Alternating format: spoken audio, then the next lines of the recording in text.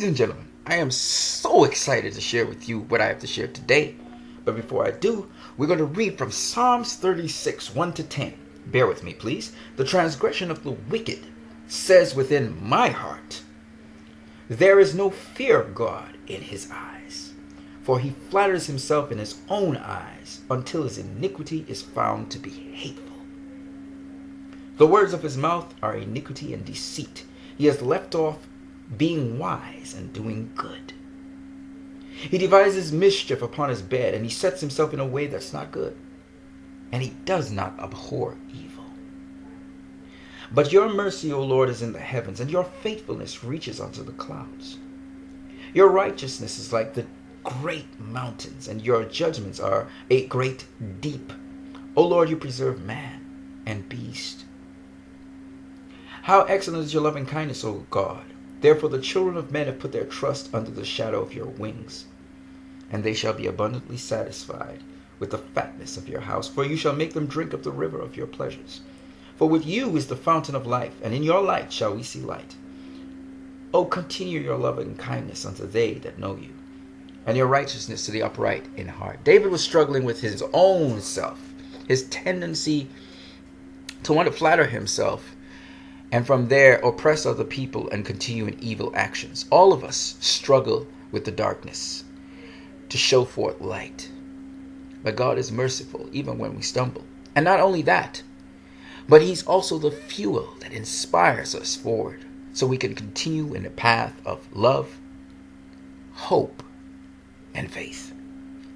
Kind of like Superman. Let's get into this session here. In front of you is Ezra Miller playing Barry Allen, the science-based young man who later becomes the Flash.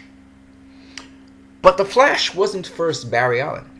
In fact, the first Flash appeared in Golden Age Flash Comics #1 of 1940 and was created by Gardner Fox and artist Harry Lampert. And this first Flash, his name was Jay Garrick. And Jay Garrick got his powers as the Flash in a totally different way to what we know today. He got his powers by the inhalation of hard water vapors. Later on in the 1960s, it was modified to getting exposure to heavy water. The Flash we're more familiar with comes from the Silver Age. And this Flash first appeared in Showcase Comics #4. It was an experiment because comic books had started to decline and people had lost interest in it.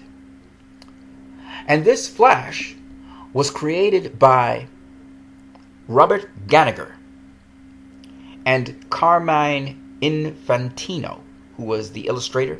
Robert Kanigher was the writer. Later on, some of these comics were continued by John Broome. Now, what's so interesting about this is that Robert Kanigher, who is seen here in this doodle, showing the Flash in there, Robert Kanigher was actually the son of Roman Jewish people who came across the United States of America. But not only him, the writer that continued the story of the Flash for a period of time, John Broome, was also the son of Jewish immigrants. So it was very interesting, in my opinion, to see that John Broome and Robert Kanigher were honored in the Justice League movie when Ezra Miller's Flash speaks about the Flash as a good-looking Jewish boy for the first time on the big screen, or the first time in any live-action appearance, or even in the comics, or even in comic animation known as cartoons, the Flash acknowledging that he actually is Jewish, that Barry Allen is Jewish. And that's a tribute to the Jewish writers of the comic. So I thought that was very interesting, and I was excited to share that because I know not many people are talking about that in social media.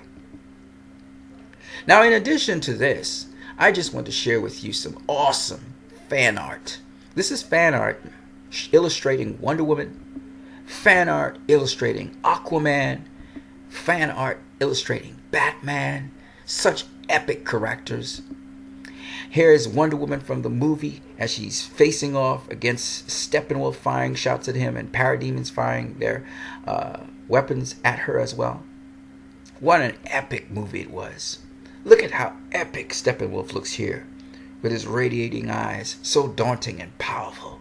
This is when he was knocked down by Wonder Woman and Aquaman, and he resets and he takes them on, and he really plows through them.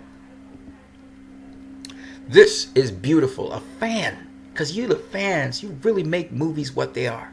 A fan shows the parallels between the Justice League Superman depicted by Henry Cavill and Alex Ross' painting of Superman. Such a wonderful comparison. I can just take this in for a couple more seconds. Whew, so nice. Here we see Batman after Superman comes on the scene and starts kicking Steppenwolf's butt. And you can see him smiling. He's happy in his tactical batsuit. You gotta admit, Ben Affleck is a hell of a Batman. What a wonderful Batman. We've been privileged to get one of the best live-action Batmans ever in the history of live-action Batmans. I would say that Ben Affleck's Batman is even better than Conroy's Batman. I don't care if you're talking the Arkham games or otherwise. This Batman is just dope as hell. Here is a fan called Arkham Natic who makes this poster here of the Justice League. Just fantastic. You, the fans, drive these movies. Now we've had 5 DCEU movies. And what is really cool is going and watching all these movies again to see how they thread together in Justice League. An awesome, awesome way to go about doing things. And I will keep on giving you more breakdowns on how these different movies are connected to one another.